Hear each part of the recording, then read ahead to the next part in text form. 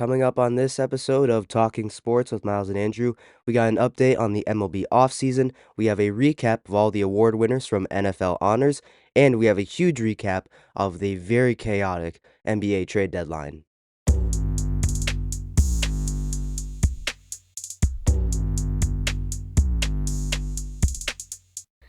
And how's it going, everyone? Welcome back to another episode of Talking Sports. I'm one of your hosts, Andrew Volkman. And I am the co-host, Miles Schild, here virtually. Yeah, we're back doing another virtual episode. Before we get into this episode, happy Super Bowl Sunday, everyone. We have a really good Super Bowl matchup coming up later this evening between the Patriots and the Seahawks. Going to be live on NBC. I know me and Miles probably, I at least know I'll be tuning into that game later this evening. Miles, you planning on tuning into that game? Oh, yeah, definitely. All right, that's great to hear. All right, so I already laid out what we got going on for this episode of Talking Sports with Miles and Andrew. So we're going to start out by talking about the MLB offseason. Not a lot was going on this past week in the MLB offseason, but there was some pretty big moves that did happen. The first was a three-team trade between the Mariners, the Rays, and the Cardinals. And the big piece that was moved in this trade was infielder slash outfielder, or better known as the utility man, Brendan Donovan, getting traded over to the Seattle Mariners. And in return, the Cardinals are receiving right-handed pitcher Durangelo Sinjay, the number 90, the 91st overall prospect, according to MLB Pipeline. He was, I believe, the Seattle Mariners' number 4 overall prospect in their system. It's a loaded farm system that the Mariners have. The Cardinals also acquired outfielder Ty Peet, the Mariners' number 11 overall prospect. He is now the Cardinals' number 15 overall prospect. And then the Cardinals also received another outfielder, Colton Ledbetter, who was the Rays' number 24 overall prospect. Now he is unranked according to MLB Pipeline. And as well, the Cardinals received 2 competitive balance round B picks, the 68th overall pick from the Mariners and the 72nd overall pick from the Rays. And then the Rays, the other team in this deal, acquired third baseman Ben Williamson, another smaller player who got some MLB action this year. Didn't play particularly great, but definitely fits the mold of what the Rays are going for. So, Miles, do you have any opinions on this trade? No, you kind of laid it all down. Nothing too crazy. Yeah, I mean, for the Mariners here, I know Miles isn't that big of a baseball guy like I am, but for the Mariners, they're getting a really good utility guy in Brendan Donovan, who is going to really help shore up that infield now that they lost Jorge Polanco, who signed with the New York Mets this offseason. They also just lost Eugenio Suarez on a 1-year, $15 million deal that literally broke right after me and Miles recorded our last episode last week, which was super frustrating. So the Mariners getting Brendan Donovan will surely help out that infield. And then for the Cardinals, getting the switch pitcher Durangelo Sinjay is a very interesting prospect. It does sound like, though, that Sinjay will be most likely used as a right-handed starter and a lefty out of the bullpen. So overall, though, I feel like every single team in this trade got a pretty good deal here. So we're going to move on to the next piece of news. A couple days ago, actually, I think 3 days ago, Framber Valdez, the last big free agent on the offseason market in the MLB, signed a 3-year, $150 million contract with the Detroit Tigers with an opt-out after the second year. So that is an AAV of about $33.3 million. That's a crazy big contract for Framber Valdez, who's going to be joining rotation with Tarik Skubal, the back-to-back Cy Young winner. Miles, you have anything to say about this signing for the Tigers? Yeah, it's a great move. It's a great move. I know Framber's on a little bit of a decline, but I like the move for the Tigers, and going to be interested to see him in a different uniform. Yeah, and Framber Valdez, really good ground ball pitcher, going to be behind going to be having a good defense behind him with Detroit. So I expect more of the same from him. And for the Tigers, this is a win now move. This is most likely going to be the last season of Tarik Skubal in Detroit, and this definitely at the worst for the Tigers. This Framber Valdez signing is going to be just a little bit of insurance for the Detroit Tigers if they do have to trade or possibly lose Tarik Skubal in free agency. And the one thing that really confuses me is that the Tigers are paying Framber Valdez all this money, but yet they're not willing to pay Tarek Skubal the money he wants. So that definitely is confusing me a little bit there. But anyways, yeah, this is gonna be a really good rotation. I mean, now you have Tarek Skubal, Framber Valdez, you have Jack Flaherty, who at worst is probably like at best is probably like a 4 ERA pitcher, but he's pretty solid overall. And then you have Casey Mize, who made an All-Star team last year, and then Reese Olson, another good starting pitcher that actually was in the Brewers organization for a couple years. So shout out Reese Olson there. So it's a very good rotation that the Tigers are building with now Framber Valdez being added to this rotation. So we'll see how the Tigers will do.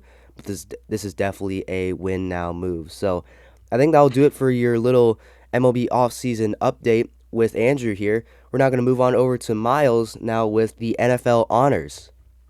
All right. So the big one is the MVP, the most valuable player of the NFL. Now, this was the closest MVP voting since 2023. Ooh, It was 24-23, and Matthew Stafford ended up winning MVP over Drake May.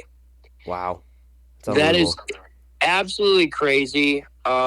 Crazy move. But in the end, the more important thing, Drake May has a chance to win a Super Bowl and Stafford doesn't. Mm. So there's different ways to look at this. Now, Offensive Player of the Year, Jackson Smith Najigba. He wins it over Puka Nacua, over Amon-Ra St. Brown, over Christian McCaffrey. It was a tight competition. And Jackson Smith Najigba, he's just played so good this year, really leading this team to the Super Bowl. And what I believe will be he will be taking home a Super Bowl ring as well. Yeah, definitely. All right. And now for Defensive Player of the Year, this one was clear from the get-go. Myles Garrett, the Browns defensive end. It was clear he break the single-season sack record? Yeah, and he had a phenomenal season. So no shocker there. Deserved it 100%. Offensive Rookie of the Year. This one was interesting. All right. So Jackson Dart, my guy, was fourth. Ooh. Fourth. Ooh. Second was Tyler Shuck. Okay. So I don't know. But Territon McMillan, the Panthers receiver, ends up taking home this award. Definitely deserved it. I mean, he really did carry that team on his back. That offense was nothing without him. So he ended up being a great pickup in the draft and a great move for that Panthers GM who needed some good moves. Mm-hmm. For Defensive Rookie of the Year, this one, not really a shocker, but impressive. Carson Schlesinger. All right, Carson Schlesinger, Browns linebacker, taken second round, 33rd overall pick. So he was the first pick in the second round, completely out of the blue, out of UCLA. Didn't see it coming. I mean, no one had him going before the fourth round. And the Browns take a huge swing on him, and they end up hitting a home run. And he was a big reason of why that Browns defense was so good. And his leadership really showed for that Browns leadership, and I think he's got a bright future ahead in this league. Now, for Protector of the Year, this one, again, clear. Joe Thuney, Bears offensive lineman. He's a guard. The Bears traded for him from the Chiefs, and he completely turned around that Bears offensive line, which was one of the worst last year, and now it was one of the best this year. So a great move for the Bears GM there. And Joe Thuney, great guy. Love to see it. All right. For Comeback Player of the Year, Christian McCaffrey. You knew he had to win something. He definitely deserved this. Coming off, he's had some brutal injuries through his career, and he really was the lone bright spot on that 49ers team. And finally, Coach of the Year, Mike Vrabel of the New England Patriots, who will be coaching today in the Super Bowl. He definitely deserved this award over anyone. Vrabel has been such a fun coach to watch, and the Titans definitely messed up firing him. And it's crazy to think last year he was fired. He was fired last year. I can't believe it. Me neither. I really can't. And that will wrap up the notable winners of the NFL honors. All right, thank you that for that, Miles. One other note on the NFL honors, real quick. We had the Pro Football Hall of Fame class of 2026 that had Drew Brees, Larry Fitzgerald, Luke Kuechly, Adam Vinatieri, and Roger Craig. So congratulations to those fine men on their NFL careers and making it into the Pro Football Hall of Fame. Definitely very deserving of it. But yeah, definitely those were all the major awards. So we're gonna go ahead and move on now to talking about the NBA trade deadline. And boy, Miles, wasn't this one was a crazy trade deadline. I mean, we thought last year was a wild year for trades, but yeah, I feel like this one may have blown it out of the water just a little bit because after this trade deadline, I mean, the NBA doesn't look the same anymore. So I'm gonna go ahead and read off the trades, list some of the bigger, like all the pieces that are involved, and you're gonna give me your opinion. So that does that sound good to you? Sounds great. All right. So starting on February 1st, we had a three-team deal to get the trade deadline going. We had the Cavs, the Kings, and the Chicago Bulls all involved. Now the Cavaliers got most of the pieces here. The Cavs got Keon Ellis and Dennis Schroeder from the Kings and Emmanuel Miller from the Chicago Bulls, while Chicago picked up Dario Saric from the Cleveland Cavaliers, I believe, and two second-round picks, a 2027 second-round pick from the Kings and a 2029 second-round pick from the Kings as well, while the Sacramento Kings picked up DeAndre Hunter from the Cleveland Cavaliers to allow this trade to go through. So, Miles, what do you have to say about this one? Nothing really, but this just started the Bulls' amazing trade deadline. Definitely. All right, moving on. A little bit more of a minor trade. We had Vit Krejci going to the Portland Trailblazers and from the Atlanta Hawks, and the Hawks are receiving Duop Reith and two second-round picks from the Blazers. Not really much to say there. We'll just move on to the next one. We have another three-team trade between the Pistons, the Bulls, and the Timberwolves. So the Detroit Pistons received Kevin Huerter and Dario Saric, who just was traded to the Chicago Bulls. They went over to Detroit, and then the Pistons also received a 2026 first-round protected pick swap from the Minnesota Timberwolves. Now the Chicago Bulls got some very interesting pieces. They received Mike Conley from the Minnesota Timberwolves and Jaden Ivey from the Detroit Pistons, and the Timberwolves received cash considerations. So Miles, what about this one? Great move. Great move. Jaden Ivey, honestly, I'm not ready to label him a bust. I still think he's got some talent. He was a top pick for the Pistons a few years ago. And this is a great move to bring him into the Bulls organization. I agree. I really like Jaden Ivey as well. So Chicago, I think, got a really good piece there with Jaden Ivey.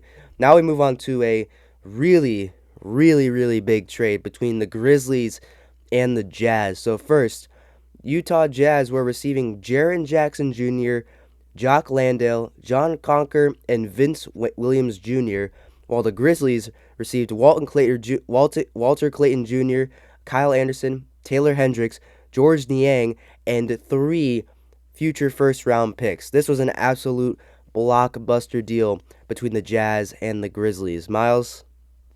Yeah, this is a great move. The Grizzlies won this trade without a doubt in my mind. Getting a guy like Walter Clayton and some of the other young pieces they got, it's going to be so valuable. And those first-round picks, the amount of picks they've gotten from Desmond Bane, Jaren Jackson, these trades have been very valuable. And I think in a few years, when this team starts using their picks and starts building a team, they're going to be very good and very young.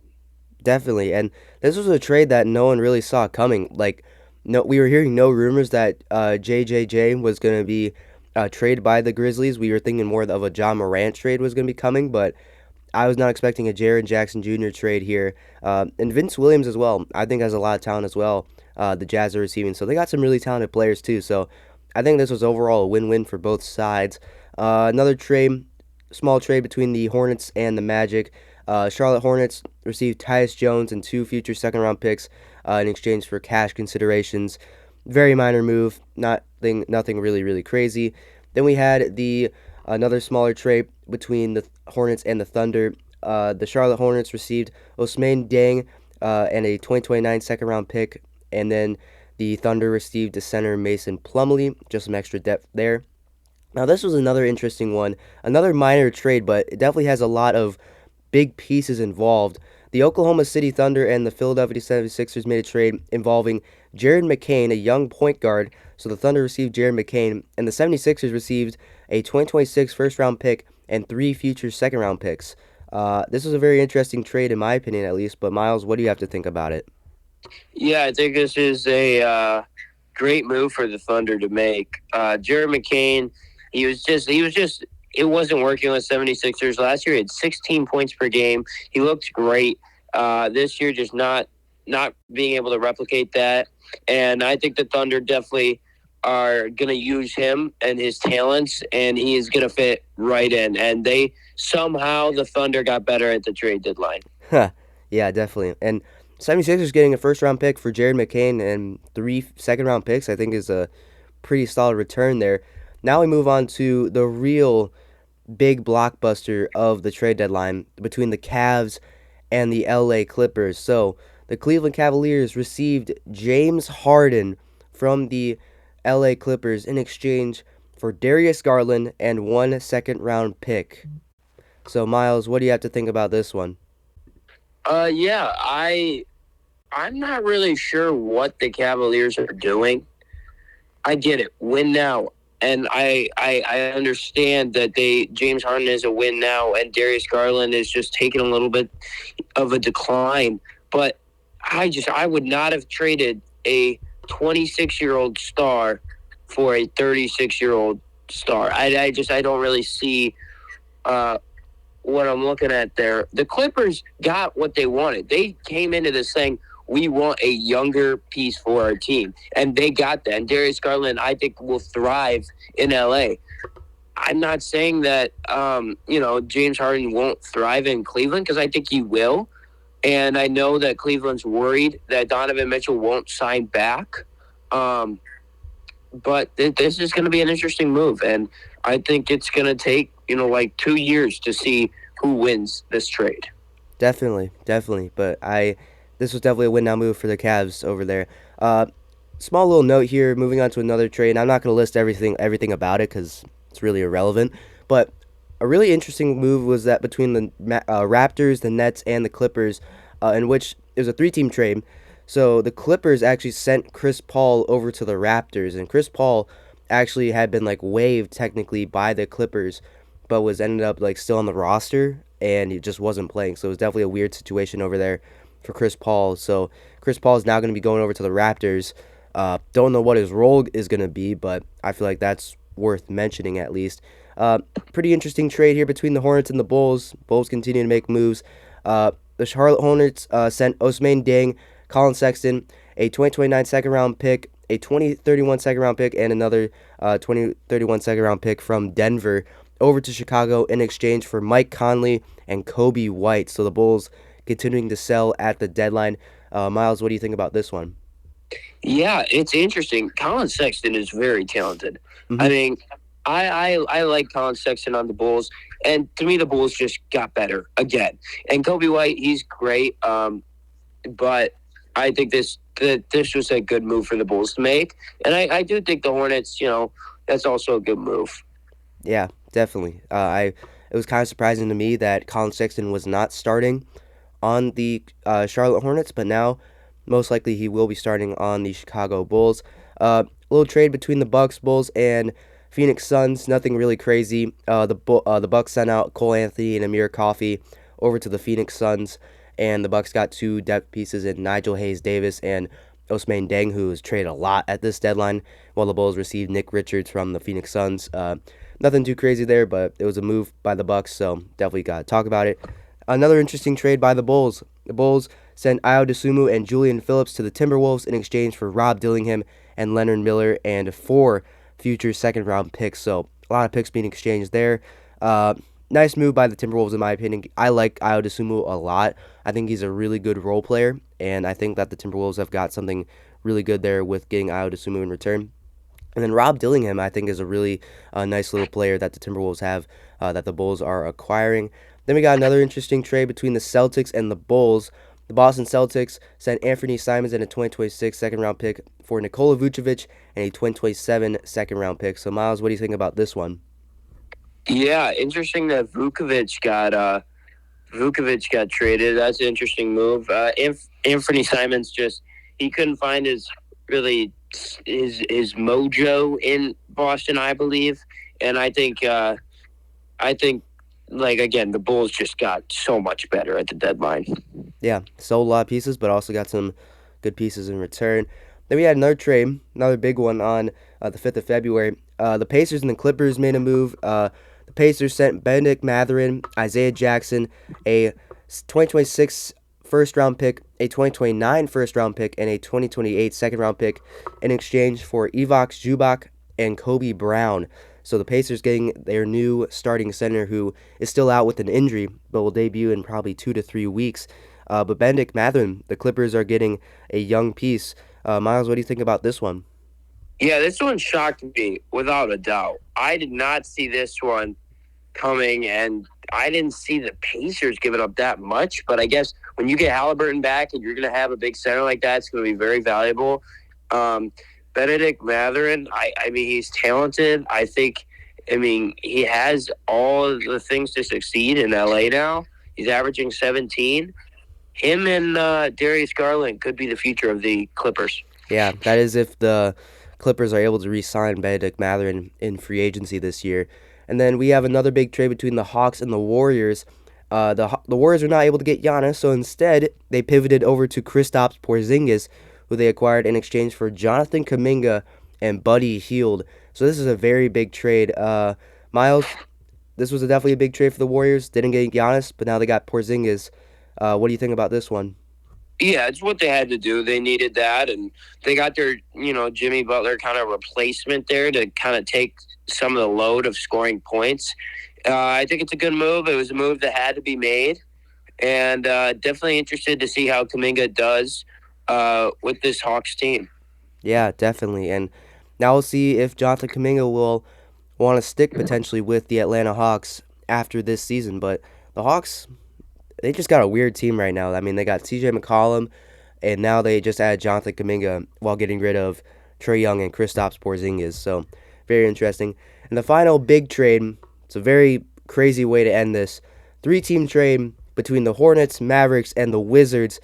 All right, there's a lot of pieces here. Let me get started here. So, the Dallas Mavericks are sending Anthony Davis, Jaden Hardy, D'Angelo Russell, and Dante Exum to the Wizards in exchange for Chris Middleton, A.J. Johnson, Tyus Jones, Marvin Bagley III, a 2026 first-round pick that the Thunder own, it was a Thunder's pick, but is getting traded by the Wizards, and a 2030 first-round pick via Golden State from the Washington Wizards, and 3 future second-round picks via the Washington Wizards, while the Charlotte Hornets are acquiring Malachi Branham from the Washington Wizards.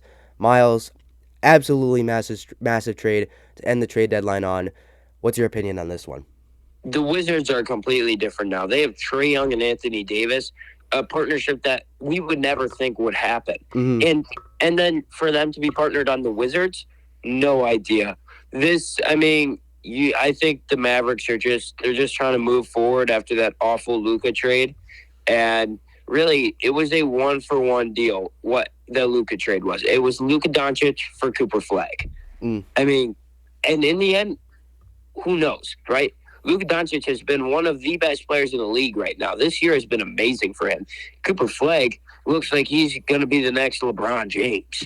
So we won't know who wins this trade for another 10 years, and who wins the most championships is really what this comes down to, because they're both extremely talented. I think Anthony Davis with the Wizards, I think he'll be fine. I don't expect anything huge from him, but just ugly trade. Yeah, definitely. What do you think about that return that Dallas got, getting 4 players and 5 future picks and 2 first-round picks? Yeah, I think it's a great move. The fact that you got more for Anthony Davis than you did for Luka Doncic is a little bit messed up. Mm-hmm. But you got a guy like A.J. Johnson, who when he was given time last year to play, he was good, and he was a Buck. I like that. I like that 2 Bucks players who were part of the Kyle Kuzma trade come over to Dallas. I like Chris Middleton. I hope he can contribute to the team. But just Very interesting. Very, very interesting. Yeah, I mean, a trade that no one really saw coming there. So now to wrap up this episode, we gotta talk about the Bucks and Giannis real quick. Got about 5 minutes left to go before we have to let go of Miles here. But the Bucks did not trade Giannis Antetokounmpo. Plain speaking here, the Bucks did not trade Giannis. Instead, they're looking to sign him to an extension potentially this offseason. So, Miles, what do you have to think about the Bucks not trading Giannis at the deadline? Is it a mistake, or are they doing the right thing by trying to stay competitive with him for multiple years? Uh, Listen, I'm never gonna say keeping Giannis is a mistake, but I don't see winning in our future, and I have mixed feelings because I don't you if you're gonna trade Giannis, it has to be the right trade, right? We're not gonna Luka Doncic this, Yeah, okay? So we want to be able to have the right pieces to be successful, and I think Talking Sports will make like an unfiltered episode on that and just talk about it because I think there's some opinions about that. But yeah, that's all I really got to say because I got to get going. yeah, I agree. I mean, the Bucks made a trade to try to free up some cap space later this summer to potentially go invest more into this team. Because I mean, right now the current lineup for the Bucks going forward, once Giannis returns, will be a lineup of most likely Ryan Rollins, Kevin Porter Jr., AJ Green or Kyle Kuzma, Giannis Antetokounmpo, and Miles Turner. But they just have really no depth behind that. So winning definitely is not on the cards this year. But the Bucks have maybe kind of set themselves up for a bit of an interesting offseason to maybe go get some more pieces. And I feel like that could be a trade of Kyle Kuzma in the offseason. I'm hoping that's going to be what it is. And I really hope that maybe the Bucks will look into more changes with this team because this deadline was nothing that really made me excited about the team going forward. But I see what the Bucks are trying to go for. It's just we don't know if it's going to be the right move in time going forward. Yeah. Well, that's all I got. So I'm gonna have to leave now. All right. Well, thank you, Miles, for your time. We'll see you very, very soon. Thank you all for listening, and we'll see you in the next episode. I'm Andrew. Oh, we didn't do our Super Bowl predictions. Just to let you guys Oh, know, I shoot. believe the Seattle Seahawks will win the Super Bowl. Oh, yeah. I thought we did in the last episode, but yeah, I think the Seahawks will as well. All right. See you guys. Bye.